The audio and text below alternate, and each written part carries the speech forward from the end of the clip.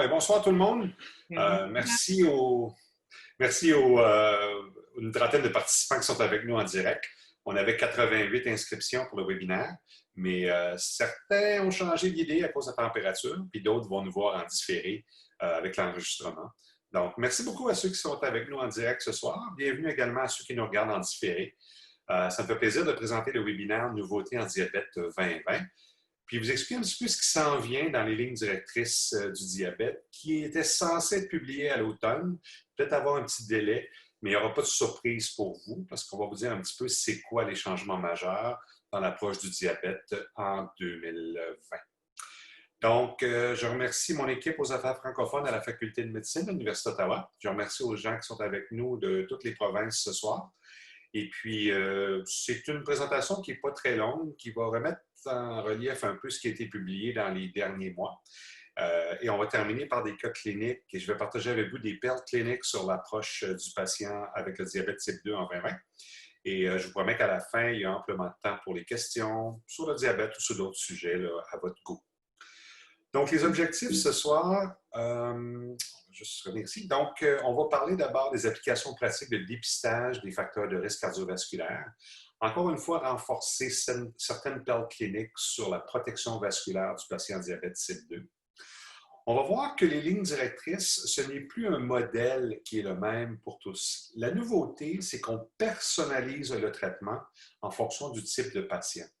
On s'est aperçu qu'on ne se contentait pas simplement d'abaisser la glycémie, de réduire l'hémoglobine A1C, mais d'aller un peu plus loin. Et on s'est aperçu que les agents, les nouveaux particulièrement, non seulement amélioraient le diabète, mais offraient également de la protection vasculaire et parfois même une diminution de mortalité. On va voir un petit peu comment ça a changé en 2020.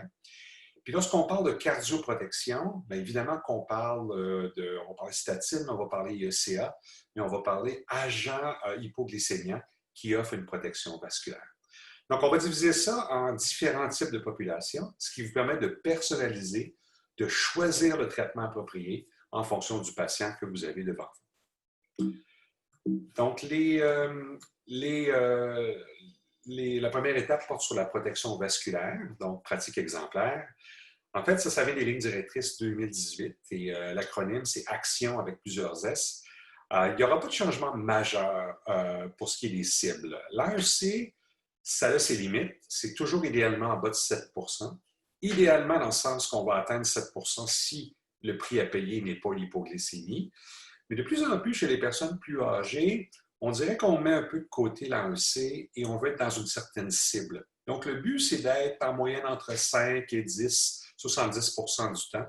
Absolument éviter l'hypoglycémie puis éviter les extrêmes. Mais lorsqu'on peut se rendre plus bas, et 7 % et moins sans hypoglycémie, c'est encore une cible. Le cholestérol, même chose. Hein, le plus bas, c'est mieux. On parle en bas de 2, réduction de 50 %. On va voir également aussi que même les patients qui ont déjà un cholestérol bas vont bénéficier d'une statine. Donc, ce n'est pas seulement la cible, c'est aussi la réduction. Et plus c'est bas, mieux que c'est pour le patient. Tension artérielle, même chose. Toujours 130-80, ça n'a pas changé. Puis évidemment, tout ce qui est non pharmacologique. J'ai beau prescrire des agents, mais je préfère de loin le patient qui change ses habitudes alimentaires, qui fait de l'activité physique, qui perd 5 à 10 % de son poids corporel. C'est ça qui compte. C'est beaucoup plus efficace que n'importe quelle pilule que je peux prescrire. Mais le problème, comme vous savez, c'est est-ce qu'on est capable de le faire? Est-ce qu'on a la volonté de le faire? Le temps de le faire? Donc, parfois, il y a plusieurs excuses. Puis évidemment, on va aller vers la médication. Je vais revenir aux protections vasculaires ici. On va parler d'aspirine, statine, IECA, mais on va parler également des agents qui ont démontré une supériorité cardiovasculaire. N'oubliez pas également que les habitudes, c'est dépister les complications, cesser de fumer, et n'oubliez pas la santé psychologique du patient. C'est très difficile pour nous de motiver un patient sur le diabète, change ta diète, fais de l'activité physique, si évidemment il n'est pas là dans son état psychologique. Donc, je vous dirais un patient qui est déprimé, un patient qui est très extrêmement anxieux, il faut travailler d'abord sur la santé psychologique, qui est la cause de la glycémie élevée. Parce que ce qu'on s'est aperçu, c'est qu'un patient en détresse psychologique a beaucoup plus de cortisol, beaucoup plus d'adrénaline, et parfois ça fait monter la glycémie. Donc, les cibles ne changeront pas, mais on fait appel au jugement. Si on s'arrête à 7,5 % chez un patient qui n'a pas d'hypoglycémie et qui a 80 ans, c'est tout à fait acceptable aussi. Lorsqu'on parle des SCA-ARA, qui en a besoin? Bien, dès que vous avez une maladie micro ou macrovasculaire, vous allez bénéficier. Ou si vous avez 55 ans et un autre facteur de risque ou lésion des organes cibles. Je dirais que la majorité des patients diabétiques de 55 ans et plus, même s'ils n'ont pas de microalbuminurie, même s'ils n'ont pas de maladie vasculaire, vont bénéficier soit d'un ISCA ou d'ARA. Donc, ça veut dire que la médication, elle va au-delà de l'effet antihypertenseur. Rappelez-vous que ces agents-là, comme le perindopril, le ramipril, le telmisartan, sont des antihypertenseurs. Donc, si votre tension artérielle est déjà normale, ça ne va pas s'abaisser beaucoup, peut-être 2-3 mm. Donc, il ne faut pas hésiter à utiliser ces agents-là comme protection, même si la tension artérielle, elle est normale. Évidemment, il y a des exceptions. Si vous avez une tension artérielle systolique à 90 et qu'on la baisse à 85, vous allez avoir des symptômes. Il faut faire preuve de jugement.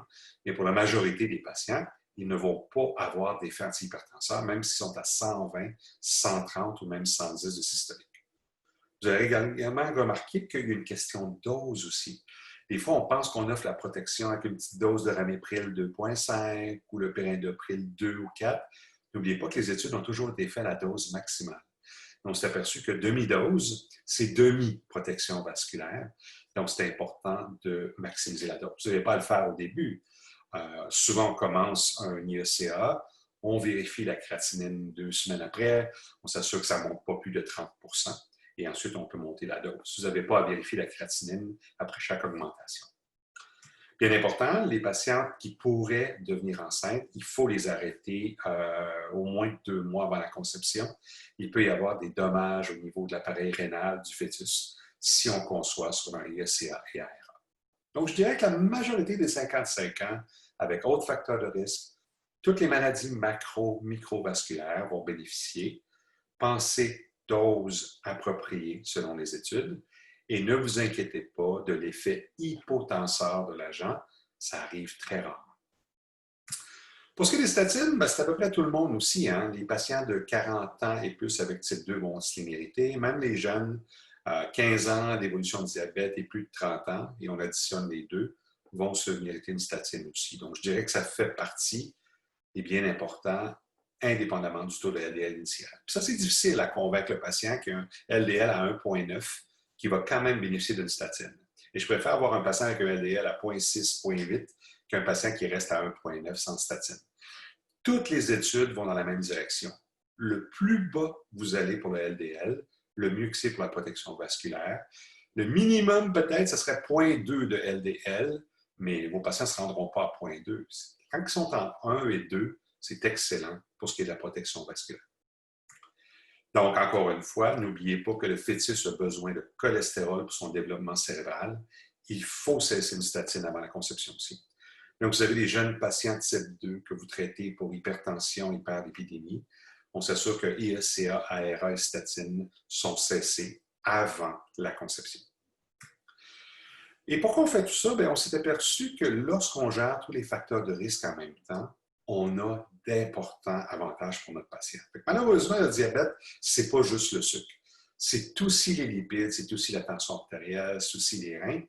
Et c'est important d'attaquer tous les facteurs de risque en même temps.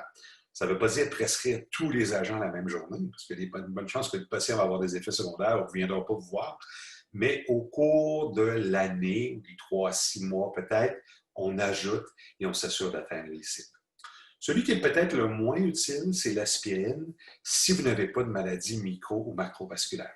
L'aspirine en prévention primaire, chez un patient qui a seulement le diabète, sans autre facteur de risque, lui, n'est pas recommandé. Par contre, la statine, elle l'est. Puis évidemment, à 55 ans, l'IECA ou l'ARA, elle l'est.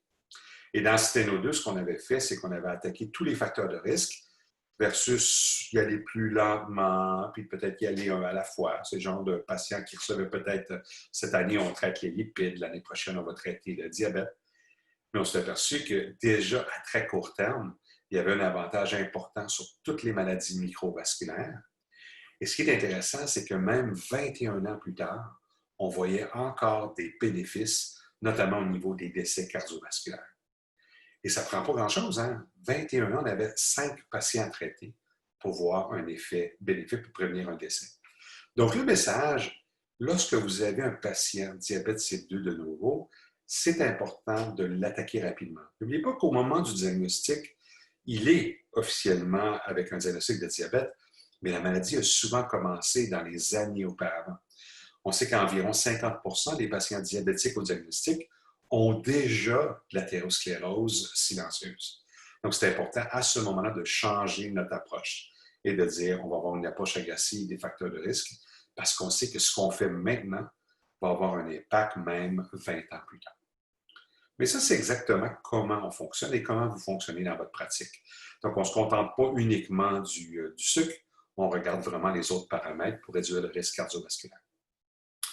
Donc, si je vous posais la question, patient avec une tension artérielle normale, 120 systolique, utiliseriez-vous un ISCA ou ARA? Et la réponse est oui.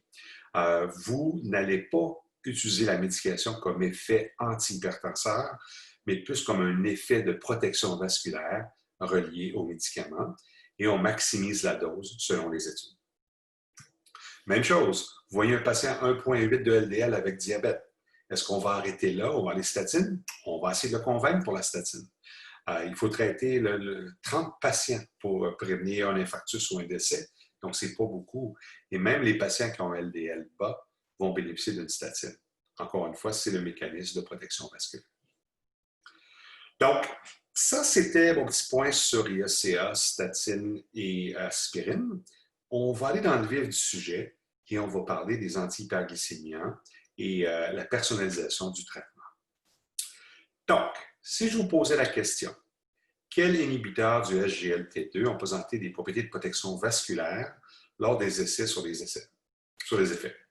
Donc, vous savez qu'il y en a 3 au Canada, le CANA, Invocana, le DAPA, qui s'appelle Forxiga, le AMPA, qui s'appelle Jardiance. Selon vous, je vais vous demander d'y réfléchir, est-ce qu'il y a un effet de classe au SGLT2 pour la protection cardiovasculaire? Parce que l'effet de classe, c'est truqué. Hein? Vous allez voir que ce n'est pas toujours le cas. Donc, j'y reviens. Mais un petit indice, la réponse, c'est F. Donc, ils ont tous, chez les patients cardiovasculaires, démontré des bénéfices de supériorité. Donc, on a un effet de classe ici chez les patients qui ont déjà une maladie cardiovasculaire. Les GLP-1 maintenant, lesquels ont présenté de la protection vasculaire lors des essais. Alors, ça a l'air des noms bien complexes, mais je vous rappelle, le Doula, c'est le Trulicity. Exenatide, c'est le Byetta. Liraglutide, vous le connaissez sous le nom Victoza. L'exenatide, Alexis, n'est pas disponible au Canada encore, et semaglutide s'appelle Ozempic. Donc, c'est intéressant parce que dans les GLP-1, il y a des différences et on n'a pas d'effet de classe, en fait. Par contre, A, C et E ont tous démontré des bénéfices. Alors, la réponse, elle est ici, un peu quand on va lire dans la diapo. C'est que vous avez les grandes classes d'agents qui sont disponibles. Vous connaissez très bien metformine. Et ce qu'on a fait, c'est que les nouveaux agents, particulièrement des PP4, même TZD, on les a évalués dans les études pour s'assurer qu'ils étaient sécuritaires. Et ce qu'on s'est aperçu, c'est que lorsqu'on parle de la classe des SGLT2 et des GLP1, non seulement on voit qu'ils sont sécuritaires, comme les autres ici, mais on s'est aperçu également qu'il y avait des impacts positifs. C'est qu'au-delà de l'effet antidiabétique, la médication offrait une supériorité, soit pour prévenir les événements cardiaques, ou soit pour diminuer la mortalité. Il n'y a pas d'effet de classe dans GLP1 parce que l'exenatide n'a pas démontré les mêmes bénéfices que les 3 premiers ici.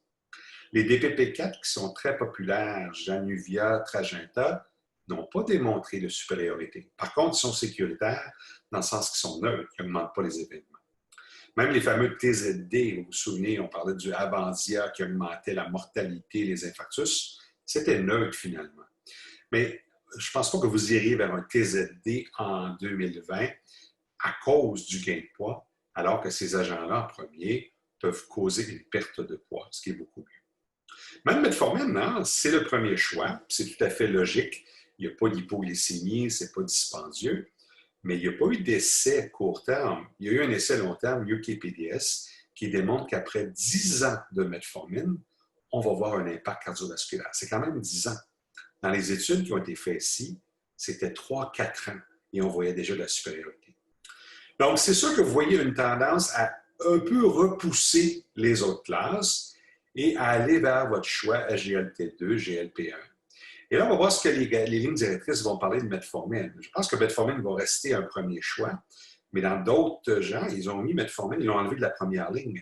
Ils ont dit qu'il y a tellement de bénéfices à ces classes-là que metformine est relégué au second rang. Dans un système public, je ne suis pas convaincu. Rappelez-vous que c'est quand même une bonne molécule, mais ça a pris 10 ans pour démontrer un impact cardiovasculaire. Donc, si vous avez un patient diabétique avec maladie cardiovasculaire, il faut absolument que le patient soit sur celui-là, celui-là ou encore les deux.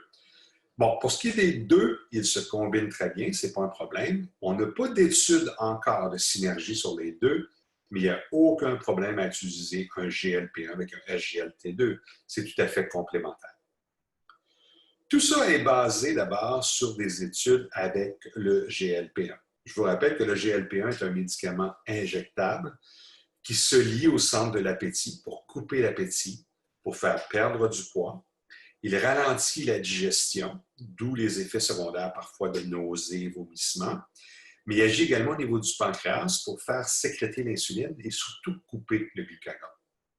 Et ce qu'on s'est aperçu, c'est que lorsqu'un patient avait une maladie cardiovasculaire, qu'on utilisait un GLP-1, on voyait des impacts sur la réduction des événements cardiovasculaires. Avec le Victoza, on voyait même une diminution de mortalité. Avec les deux autres, le Ozempic et Trulicity, on voyait surtout que c'était influencé par la réduction des AVC. Mais c'est quand même intéressant parce que vous avez un agent qui est puissant pour abaisser la glycémie, qui vous fait perdre du poids et en plus vous permet une réduction d'événements. Et là, on parle d'un patient avec maladie cardiovasculaire.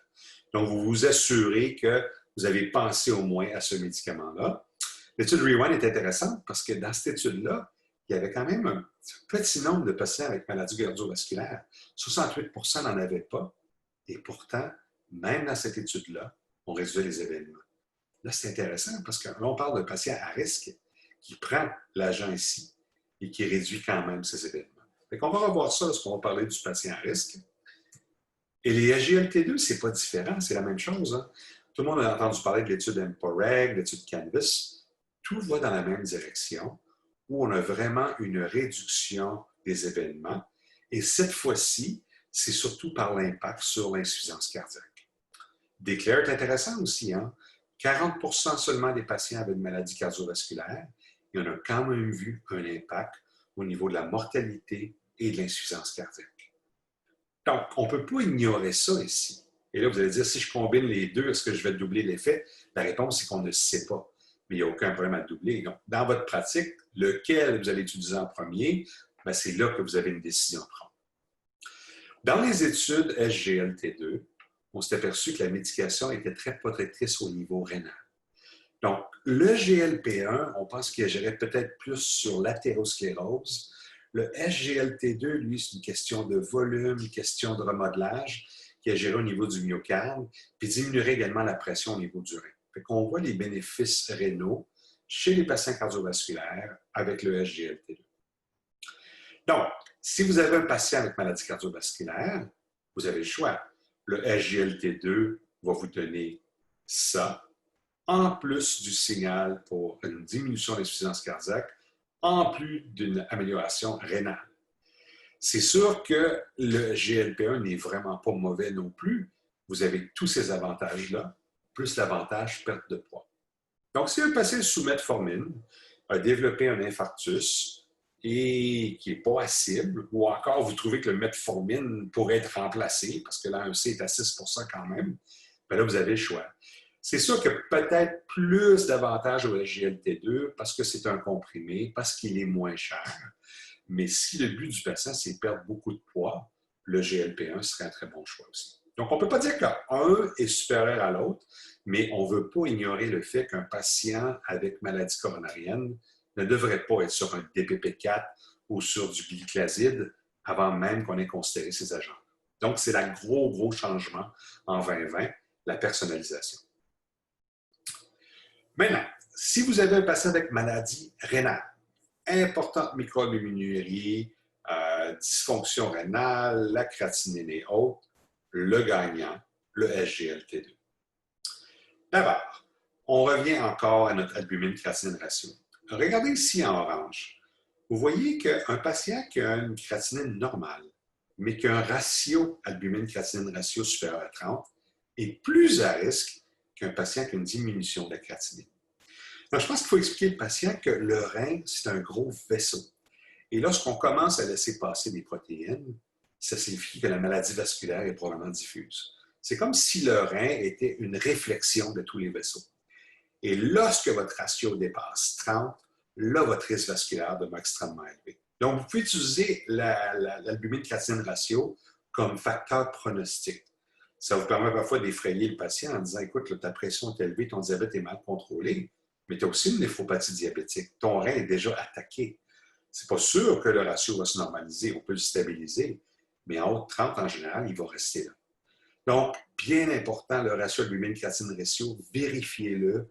Vérifiez-le à tous les 3 mois jusqu'à temps qu'il soit stable, mais ne vous contentez pas de l'analyse d'urine, il faut le faire. Puis moi, je trouve que c'est un beau marqueur pronostic et ça m'aide justement à identifier au patient que oui, il y a une atteinte rénale et que non, le diabète, même si on n'a pas de symptômes, c'est pas bénin, il y a quelque chose qui est en train de se passer ici. Donc, c'est comme une réflexion de l'arbre vasculaire. Donc, Cana, dans l'étude qui avait été présentée récemment, avait démontré que lorsqu'on utilisait ce SGLT2-là particulièrement chez les patients qui avaient déjà une maladie rénale, vous voyez qu'on s'en allait vers la gauche. Donc, on protégeait le rein davantage. On a quasiment eu la diminution de décès cardiovasculaire, c'est arrivé à 0,05, mais on n'y voyait que des avantages là-dessus. Donc, dans cette étude-là, on voyait la stabilisation. Donc, un SGLT2, lorsque vous commencez, il y a peut-être une petite baisse. C'est tout à fait normal, ça a un effet diurétique. Mais regardez à long terme comment le rein est protégé par rapport au placebo. Et ce n'est pas unique à ça. Hein. Dans la plupart des études qui avaient été faites auparavant, on voyait un peu le même genre, mais ce n'étaient pas des études qui avaient été effectuées chez des patients avec insuffisance rénale particulièrement.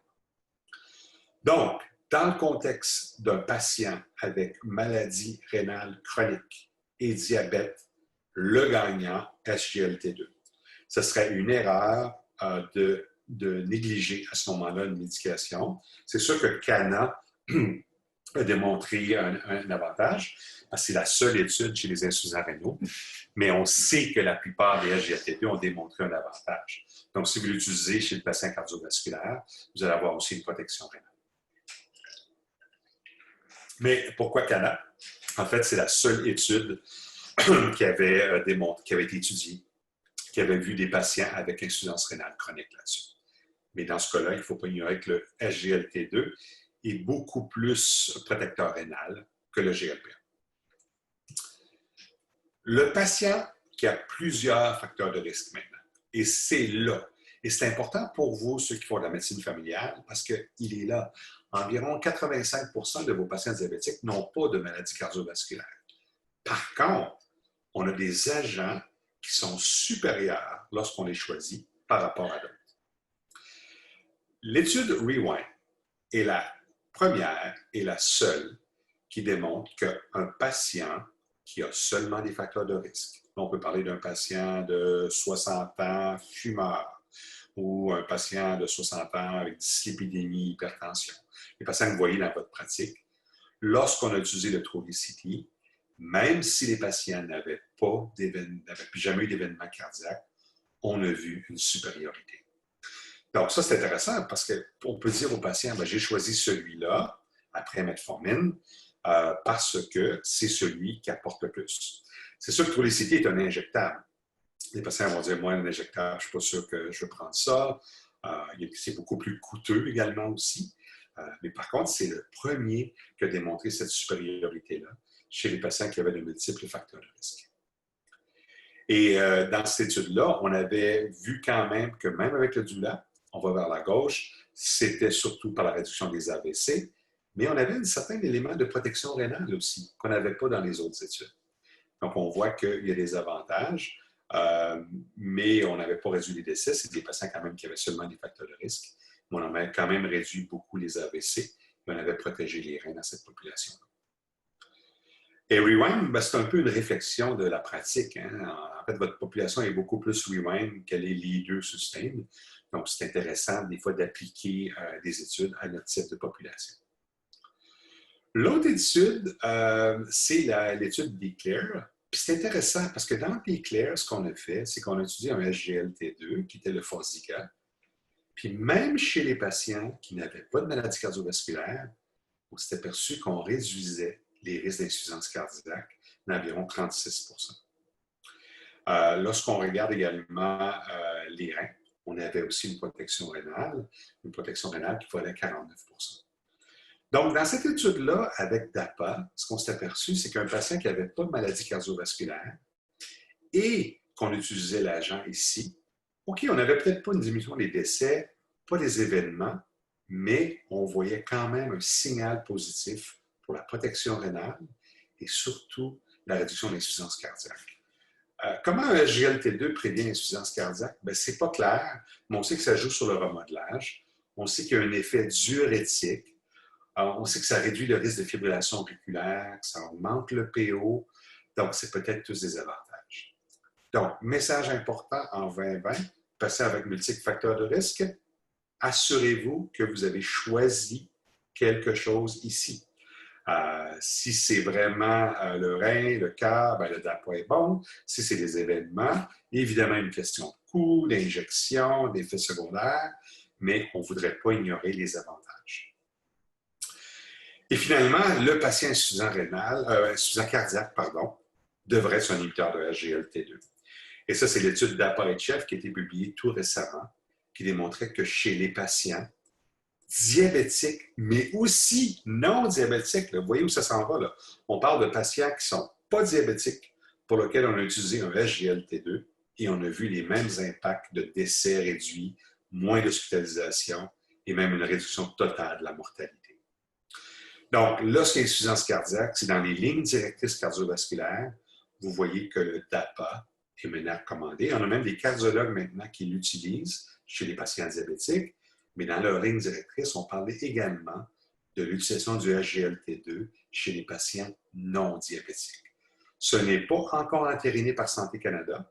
Personne ne va vous dire d'utiliser un médicament pour le diabète dans l'insuffisance cardiaque, mais basé sur DAPA-HF, on a vu des avantages là-dessus.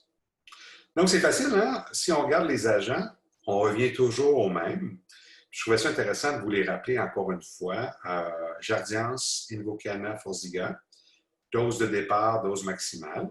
La plupart des études n'ont pas démontré de grosses différences dans la dose. Donc, comme vous utilisez un 100 ou un 300 ou un 10 ou 25, c'est le même effet.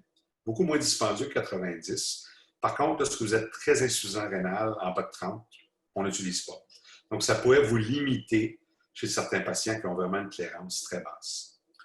Lorsqu'on parle des autres ici, le Victoza, l'Ozempic, le Trulicity, ils ont tous, celui-là était quotidien, puis il est en perte de vitesse. En fait, depuis que les une fois par semaine sont arrivés, c'est beaucoup plus facile. Donc, convaincre le patient de prendre une injection une fois par semaine, c'est beaucoup plus facile qu'une fois par jour. Ozempic, il est beaucoup plus puissant pour la perte de poids, la réduction de l'AEC. Par contre, je dirais qu'il est un petit peu moins bien toléré, plus d'effets secondaires. Doula, lui, c'est celui avec l'étude Rewind qui a démontré de la prévention en prévention primaire, mieux toléré, moins puissant par contre pour ce qui est de la perte de poids. Par contre, la forte dose s'en vient, 4,5 mg. Donc, lorsque le Trulicity 4,5 va être sur le marché, il va être équivalent au Ozempic en termes de réduction de poids. Il y a un petit nouveau qui est arrivé, le Rybelsus GLP-1 oral. Okay? Je ne dis pas que je vais l'utiliser beaucoup parce que c'est un peu complexe la façon de le prendre. Il ne faut pas se coucher, il faut prendre un verre d'eau, il y a tout un protocole. Je vous dirais que selon mon expérience, les patients n'ont aucun problème à commencer un injectable une fois par semaine, particulièrement si on leur dit qu'ils vont perdre du poids et que c'est un médicament de protection vasculaire. Ozempic est couvert en Ontario pour nous, formulaire ouvert, ce qui n'est pas le cas de Trulicity. Et le SGLT2 sont tous couverts également aussi. Et puis, si vous regardez ici au niveau du rein, on peut aller beaucoup plus bas avec un GLP-1 comparé avec GLT-2. Je dirais que la majorité sont un peu heureux d'aller des fois vers un injectable deuxième ligne après metformine. Ce n'est pas un mauvais choix. Pour le patient super obèse, ça peut vraiment aider. Par contre, je dirais que le SGLT2 est peut-être plus populaire. Vous n'avez pas à vérifier la créatinine et le potassium comme un ISCA.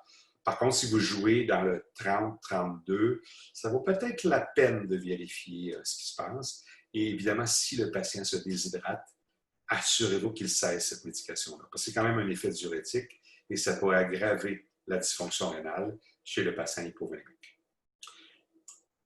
Donc, c'est un petit peu le résumé de ce qui est nouveau. Donc, le message à retenir en 2020, personnalisation. Est-ce que j'ai un patient avec maladie cardiovasculaire? Un ou l'autre. Est-ce que j'ai un patient rénal? Ici. Est-ce que j'ai insuffisance cardiaque? SGLT2 encore une fois. Multiples facteurs de risque, et là, vous allez vous promener entre le DAPA ou le douleur. Est-ce que j'utilise en disant, il n'y a pas eu d'études AMPA en prévention primaire, je vais utiliser lui? Je suis très puriste. Je n'y crois pas à l'effet de classe. Donc, moi, lorsque je pratique, je vais dire à mon patient, vous êtes un patient Declare, vous êtes un patient EMPA-REG, vous êtes un patient Rewind. Et à ce moment-là, j'applique le traitement. On ne peut jamais, à ce moment-là, baser qu'on n'a pas pris une bonne décision, puisqu'on applique exactement le traitement dans l'étude, parce que notre patient s'apparente à l'étude là-dessus.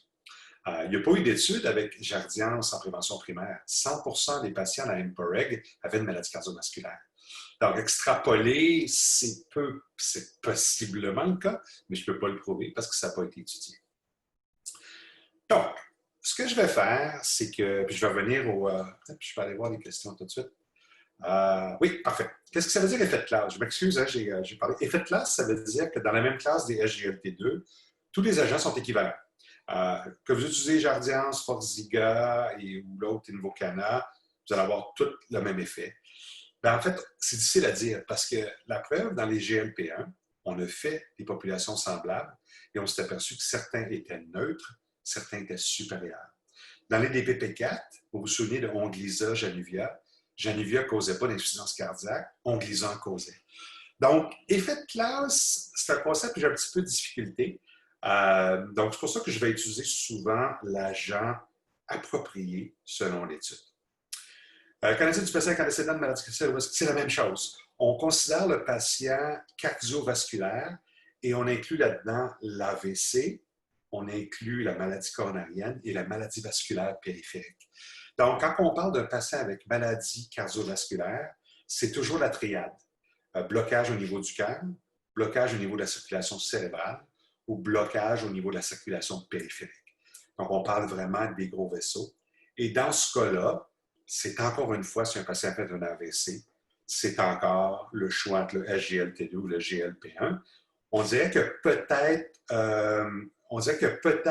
plus davantage GLP1 dans la maladie cérébrovasculaire, mais on ne l'a pas identifié. Deuxième ligne, comment que soit remboursé par l'assurance privée? C'est vrai. En fait, ça dépend des régions où vous habitez. Si vous avez la malchance de traiter un patient diabétique au Québec, j'ai entendu dire qu'il fallait prescrire le sécrétagogue en deuxième ligne. Et à ce moment-là, si vous avez un effet secondaire comme une hypoglycémie, vous aviez le droit d'aller vers les autres agents. En Ontario, ce n'est pas ça du tout. Le sécrétagogue est complètement obsolète. On va essayer d'utiliser comme un mal nécessaire en quatrième ligne si on peut. Mais je suis tout à fait d'accord qu'un patient sur un régime public, dans une province qui n'est pas très généreuse, vous ne pouvez pas appliquer les lignes directrices au niveau public. Mais ce que je peux vous dire, c'est que le sécrétagogue n'a jamais rien démontré de bon. Il n'y a pas d'étude de supériorité, il y a gain de poids, il y a risque d'hypoglycémie, particulièrement avec le glyburide. Donc, à ce moment-là, c'est vraiment de jouer, d'essayer de voir comment on peut protéger notre patient. Comme mes collègues au Québec, vous leur prescrivez, vous dites voici du glyclazide, prends-le surtout pas. Dis-moi que tu as fait un cauchemar, puis je vais pouvoir te prescrire un traitement de deuxième ligne. C'est dommage, parce qu'on perd du temps, plus de question de coût, mais à long terme, si on prévient les événements, on va sauver de l'argent de toute façon. L'hypertension seule, pas concernant les risques cardiovasculaires, en fait, c'est intéressant parce que dans l'étude d'Eclair, c'était diabète plus 2 facteurs de risque. Donc, un patient diabétique hypertendu qui n'a vraiment rien d'autre, pour l'instant, le metformine est un excellent choix. Il y a quand même quelque chose qui pointe vers le SGLT2 pour l'aider. Puis ce que j'aime chez le patient hypertendu, c'est que le SGLT2 baisse aussi la tension artérielle par l'effet diurétique. Donc, j'irai probablement vers un SGLT2 chez un patient diabétique hypertendu et j'aurai l'effet antihypertenseur relié au SGLT2. Donc, merci pour les questions. Je vais y revenir, promis, à la fin. Je voulais juste discuter avec vous des cas puis partager avec vous des perles cliniques. Puis ensuite, pour résumer, ça va résumer un petit peu ce qu'on a appris. Puis je vais vous parler un petit peu de ce qu'on fait avec la médication, comment on interagit avec des patients comme ceux-là. Alors, le premier cas ici, j'ai un homme de 74 ans, j'ai une femme de 75 ans, puis un homme de 61 ans. Monsieur Trevor, ici, il est retraité, marié, ancien fumeur. En fait, être marié pour un homme, c'est bon. C'est un bon facteur de risque. Être marié pour une femme, c'est un moins bon facteur de risque. Alors, c'est intéressant. Les hommes mariés vivent plus longtemps que les femmes mariées. Tout est relatif, évidemment. Mais quand on a quelqu'un qui prend soin de nous, on dirait qu'on vit plus longtemps. Diabète type 2 et maladie coronarienne. Donc, c'est un patient cardiovasculaire et un autre facteur de risque d'hypertension. Comme vous voyez ici, un indice de masse corporelle à 31 n'est pas à cible. 2,19, on va voir s'il prend une statine. Il y a quand même une petite dysfonction rénale, quand même. Et voici son traitement. Donc, vous ne serez pas surpris de voir Janumette, diamicron, statine, ramipril, bonne dose quand même, à 10 mg. Pression qui est très bonne en passant. Il prend de l'aspirine, puis lui, il a besoin de son aspirine parce qu'il a une maladie coronarienne. S'il y avait juste diabète et hypertension, je n'aurais pas mis de l'aspirine, probablement. Donc, qu'est-ce que vous feriez si vous voyez Trevor qui n'est pas acide, qui a ça, et que vous voulez lui offrir une meilleure protection vasculaire? Donc, je vous laisse réfléchir un petit peu, puis on va aller voir ce que les lignes directrices en pensent. Donc, les lignes directrices 2018 l'avaient déjà établi. Si vous n'êtes pas acide, okay, vous voyez que metformine est encore la première ligne, puis je ne pense pas que ça va changer. Il est sous metformine, il est sous Janumette, en fait.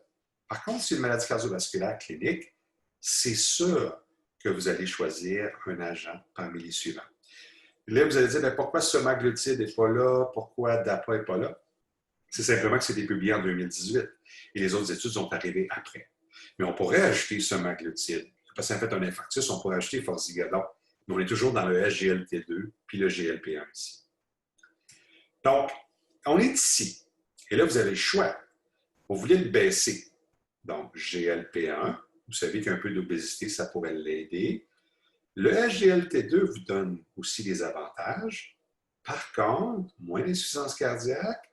Et rappelez-vous, son GFR est à 66. Il y a quelque chose qui me pousserait peut-être plus vers un SGLT2 à cause justement du risque rénal.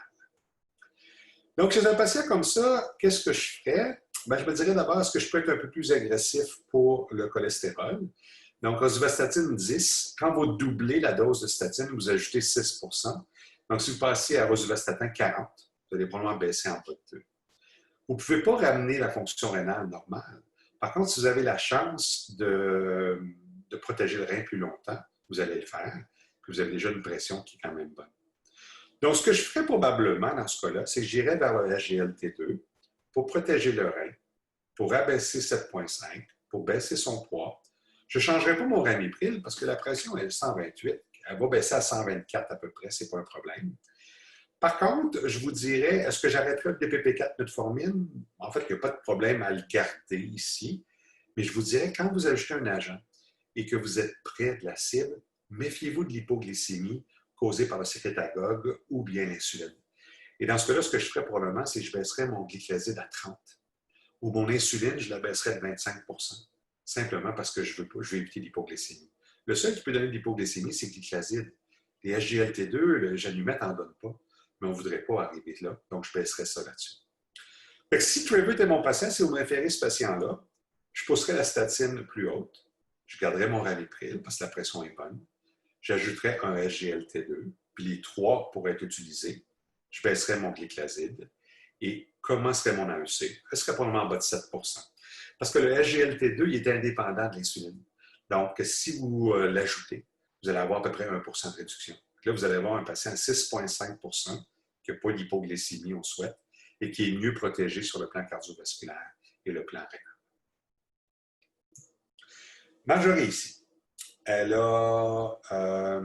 est veuve, non-fumeuse, elle a un diabète. Regardez, elle a aussi un événement cérébrovasculaire. Elle a fait une ischémie cérébrale.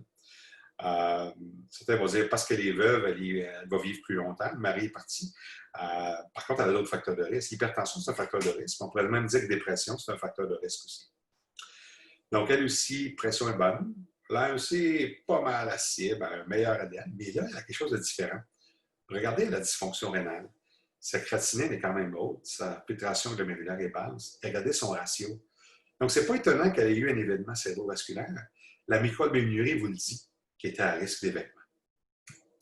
Qu'est-ce qu'on a choisi? On a choisi le Gentadueto, donc DPP4 metformine, statine, qui marche bien, 1,5, c'est parfait, irbesartan thiazide, donc ARA diurétique, aspirine, ce qui est correct, elle a fait un événement, plus son antidépresseur. Donc, la question, êtes-vous satisfait du traitement actuel ou vous aimeriez faire davantage? Rappelez-vous ici, il y a un problème ici, il y a un problème rénal. Donc, Marjorie est une patiente rénale, elle est aussi une patiente cardiovasculaire. Par contre, elle est à cible, sa pression est bonne, elle a un bon LDL. Donc, est-ce qu'on change ou on ne fait rien? Donc, elle est ici. Elle n'est pas sur un GLP-1, elle n'est pas sur un SGLT2. Mais si j'avais un choix, je choisirais bleu avant rouge. Parce que j'aurais l'évidence de protection rénale et j'aurais aussi l'évidence cardiovasculaire dans son cas ici. Donc, si on revient avec elle, il est possible que le ratio reste stable, mais en ajoutant un SGLT2, là, je pourrais stabiliser ma fonction rénale pour le long terme et garder le ratio stable. Je suis quand même à 7 %. Si j'ajoute à ce moment-là un autre agent, ben là, je n'ai peut-être pas besoin de mon linagliptine. Parce que dans le fond, pourquoi je voudrais me rendre à moins de 6 %? Personne ne dit d'atteindre 6 %. Fait que ce serait le genre de patiente que le linagliptine pourrait partir. Et ce qui est intéressant aussi du SGLT2, c'est qu'il y a un effet thiazide un peu. Donc, en ajoutant une pilule, vous pourriez en enlever deux. Donc, j'enlèverais le Trajenta, j'enlèverais le diurétique, et ma pression serait belle, mon AEC serait encore plus bas, et mon LDL serait déjà à cible, et j'aurais une protection. Et je suis convaincu qu'en ajoutant un GLT2, j'aurais un AEC probablement plus dans les 6 % que le 7 à ce moment-là. Donc, c'est des indices, mais c'est de savoir à quoi appartient le patient. Et ça vaut la peine de réviser, parce que souvent, on dit « oh, on rajoute », mais est-ce que j'ai vraiment besoin de ça? J'en ai arrêté beaucoup des diurétiques. J'en ai arrêté beaucoup de l'aspirine chez les patients qui n'en avaient pas besoin. Quand un patient passe au GLP-1, il n'a pas besoin d'un DPP4, donc le Januvia Trajenta va sauter si vous avez GLP-1. Et si vous ajoutez un SGLT2 à la place, bien remplacez. Vous n'êtes pas obligé d'ajouter, surtout si vous êtes déjà là. Et encore une fois, rappelez-vous, il n'y a pas de risque. Un incrétine, SGLT2, metformine, DPP4, il n'y a aucun risque d'hypoglycémie. Dernier patient, Robert, conducteur d'autobus, donc on veut absolument éviter l'hypoglycémie, divorcé, mauvais facteur de risque, fumeur, encore un facteur de risque, diabète, hypertendu. Fait que ça, c'est un patient déclaré. Obèse, tension artérielle haute, un C haut, par contre, il y a un bon cholestérol, petite dysfonction rénale, mais la microalbuminurie est normale. Donc, c'est probablement pas de néphropathie diabétique ici, parce que si ce serait une néphropathie diabétique, le ratio serait plus élevé. Par contre, comme c'est un hypertendu, sa dysfonction est probablement reliée à sa tension artérielle qui a été élevée peut-être pendant des années. Metformine, rosuvastatin, perindopril, tamsulosin. Donc, tamsulosin a un effet antihypertenseur, mais c'est pour sa prostate. Il est perindopril 8, qui est excellent. On a une bonne protection. Par contre, il n'est pas à cible. Rosuvastatin est bon. Metformine, il n'est pas à cible. Donc, ça, c'est un cas facile. On vous demande de choisir la deuxième meilleure médication. Qu'est-ce qu'on fait? Donc, avant les lignes directrices, on disait, si vous n'avez pas de maladie cardiovasculaire, votre deuxième choix va être un DPP4, un GLP1 ou un GLT2. certainement plus, on ne fait plus comme avant, metformine, glyburide, insuline, tout ça est fini. Par contre, on a tellement évolué que là, maintenant, on a eu des études depuis qui démontrent un avantage, soit GLP-1 pour les événements, soit un avantage SGLT2 pour l'insuffisance cardiaque et le rein. Fait que lui aussi, il a un petit peu de dysfonction rénale, mais vous savez qu'il peut se taper un infarctus également aussi. Fait que là, c'est un peu kiff-kiff. Hein? Si on veut baisser la tension artérielle, votre SGLT2 va aider. Par contre, si on veut faire perdre du poids, votre GLP-1 va aider. Fait que je serais un petit peu ambigu à ce moment-là. Je me questionne même si le patient va avoir besoin de 2 médicaments. J'en discuterai avec lui. Par contre, dans le contexte, c'est aussi un peu rénal, le patient, mais il n'y a pas de microalbuminurie, c'est vraiment une hypertension. À ce moment-là, je pourrais choisir soit un GLP-1, s'il accepte. Ça permettrait, avec le doula, de réduire son poids, d'avoir un impact assez marqué sur son AEC. Par contre, si le patient préfère un pilule, ça pourrait être un bon patient pour le DAPA également aussi, qui me permettrait d'atteindre la cible. Il y aurait un effet antihypertenseur aussi. Il n'y a pas de bonne réponse ici. C'est vraiment une discussion. Ce qu'on sait que c'est un conducteur d'autobus qui n'aura pas d'hypoglycémie. Le SGLT2 a un effet antihypertenseur peut-être plus important. Par contre, je ne suis pas convaincu qu'il va être à cible quand même. Peut-être qu'il va se retrouver péridopril, SGLT2, diurétique ou anticalcitique. Il va falloir que je fasse attention à sa tension artérielle. Mais à ce moment-là, vous aurez doula ou DAPA comme choix, parce que les deux ont des avantages. Mais il y a quelques... L'an passé, vous auriez pu dire, je vais mettre un DPP4 là-dessus. Donc, je vais ajouter Januvia, puis tout va être beau. C'était bon, c'était bien toléré, mais ça n'offre pas de protection vasculaire ou de supériorité. Donc, c'est quoi le rôle des DPP4 en 2020? Bien, c'est pour les personnes plus frêles, les personnes qui ont plus d'insuffisance rénale. On peut aller très loin qu'un DPP4. Et quand, évidemment, il y a des effets secondaires reliés aux autres. Si vous avez des patients qui sont super hypovolémiques, allez pas mettre un SGLT2. Si un patient a des nausées incroyables avec un GLP-1, il ne pourra pas le tolérer. Le patient ne veut pas prendre l'injectable, bien là, le GLP-1 oral s'en vient. Hein. Vous savez que le Ribelsus vient d'arriver. Donc, il y aurait cette possibilité-là éventuellement. Mais dans ce cas-là ici, je dirais un ou l'autre. C'est vraiment votre feeling selon le patient. Est-ce qu'il y a des assurances? Est-ce qu'il est couvert? Tout ça. Puis choisir le médicament qui est le plus approprié. Mais on a ici un cas classique d'un patient avec multiples facteurs de risque. Donc, c'est un petit peu ce que je voulais discuter avec vous. On est correct dans le temps. Oui. Parfait. Un petit peu discuter avec vous. Donc, beaucoup d'informations. Par contre, je pense que les nouveautés, c'est vraiment la personnalisation, le renforcement de la protection vasculaire, et puis les pertes cliniques. Qu'est-ce qu'on fait avec les sécrétagogues? Qu'est-ce qu'on fait avec les antihypertenseurs? De ne pas avoir peur d'utiliser les bons agents. Et évidemment, ça ne remplace pas les mesures non pharmacologiques, j'insiste. Hein, un patient qui 5-10 qui devient actif physiquement, c'est beaucoup plus efficace. Ça aussi, ça sauve des vies. Par contre, quand il est trop tard ou on n'est pas capable, bon, on a des meilleurs agents maintenant qu'on peut utiliser. Je vais revenir aux questions, puis ensuite, vous aurez l'occasion, si vous voulez. Donc, pour Travis, est-ce qu'on ne pourrait pas cesser le glycoside complètement pour ajouter le GPA? Ben, ça dépend.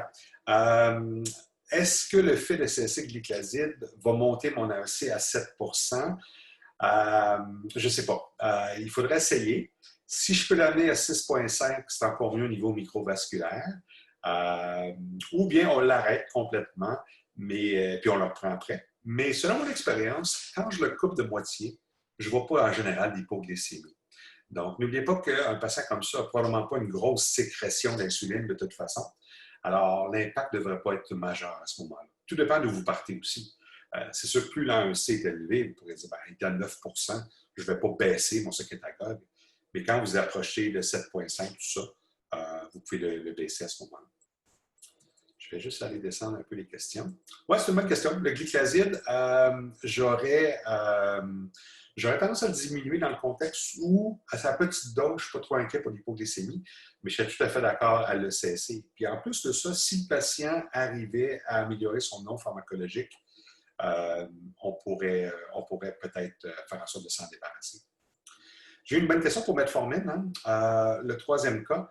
En fait, metformine, vous avez 80% de l'effet thérapeutique avec 1 gramme.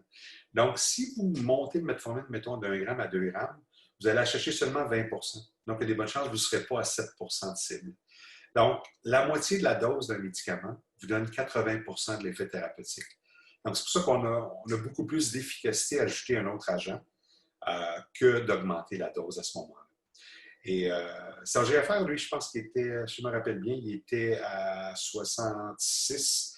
Donc, c'était pas grave pour le 2 grammes, mais selon moi, on n'arriverait pas à atteindre la cible à ce moment-là. Donc, question ici. Donc, les clasides, oui, je suis tout à fait d'accord, à condition que votre AEC ne soit pas trop détérioré. Donc, vous avez la chance de poser des questions. Donc, avec la fonction Q&A, si vous voulez taper votre question. Si vous avez un microphone, vous pouvez également l'utiliser.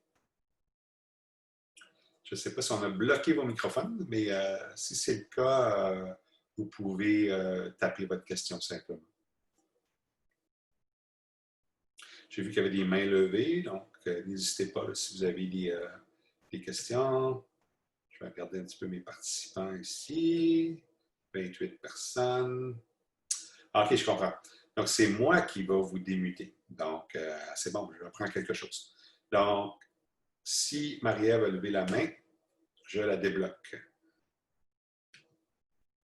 Ah, mais je n'ai pas le compte. Oui, Marie-Ève, vous pouvez poser votre question. Je vous ai débloqué. En fait, dès que vous levez la main, on est capable de vous permettre de parler, mais votre micro reste fermé. Donc, c'est à vous, participants, de débloquer votre micro. On ne veut pas rentrer chez vous de manière trop... Ah, OK. Oui. C'est bon. Donc, effectivement. Donc, Marie-Ève, je ne sais pas si vous aviez une question live ou écrite.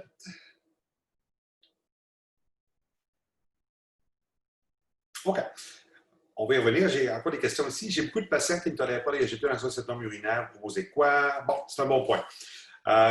Les SGLT2 ont un gros effet secondaire qui est minime, mais qui peut être assez problématique.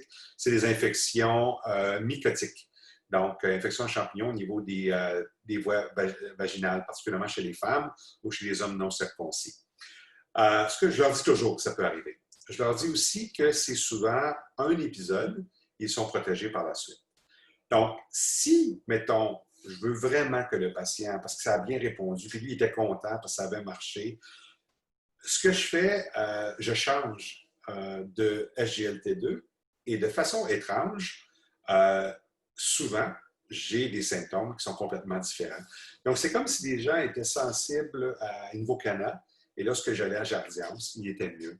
Invokana est quand même le plus puissant des SGLT2, donc c'est intéressant pour la puissance, mais c'est celui peut-être qui donne le plus d'effets secondaires. Donc, si on va vers un médicament qui est un petit peu moins effet secondaire comme Farxiga Jardiance et qu'on baisse la dose, des fois, le patient va être capable de le tolérer. Mais j'ai des patients aussi qui ne l'ont jamais, jamais toléré, hein? Donc qui ont eu de la difficulté à le tolérer.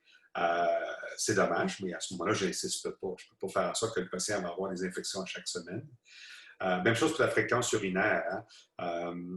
C'est bien important de prendre un médicament le matin, hein, et non pas le soir.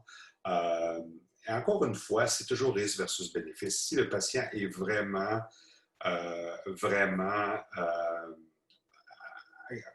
que les symptômes le dérangent, à ce moment-là, on va peut-être passer à une autre classe. Pour la question de metformine, j'en ai parlé un petit peu. Je ne suis pas celui qui va maximiser, à moins que je sois très proche de ma cible. Donc, retenez que moitié de la dose égale 80 % de l'effet thérapeutique. Donc, si vous êtes à 7,2, vous allez vous rendre à 7.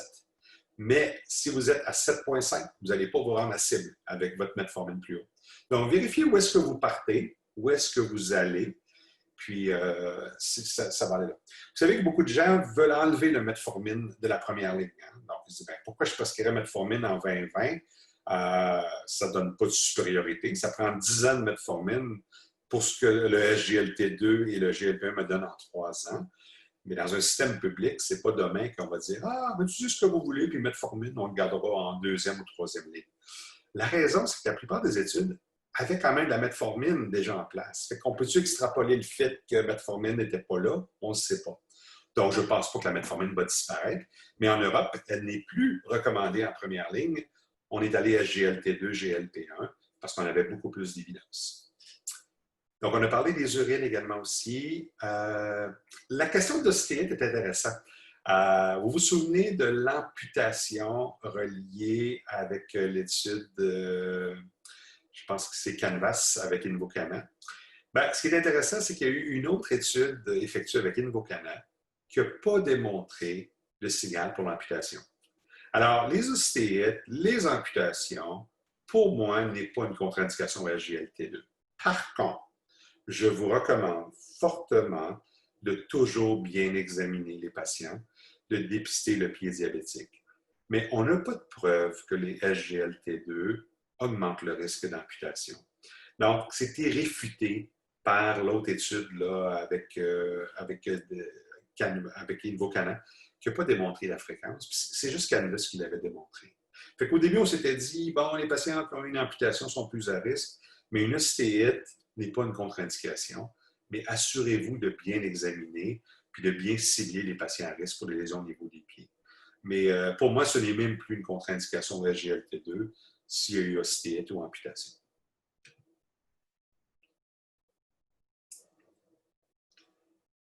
Parfait.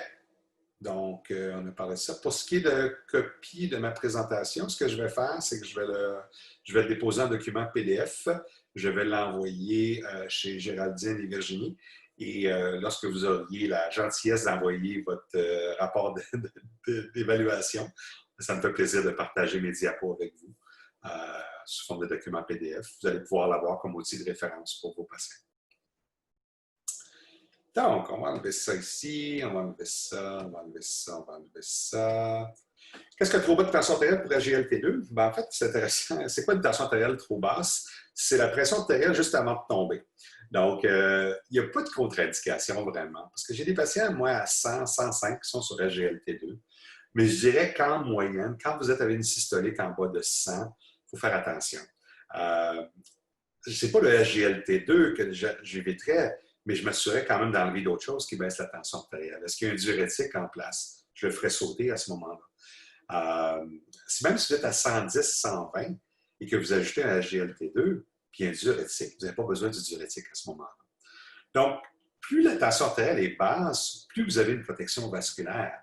Mais il y a quand même des limites. Là. Il y a des patients de 92 ans avec des systoliques à 90. C'est sûr que le SGLT2 n'est pas mon premier choix. Je vais choisir un DPP4 bien avant, patient à 90 ans.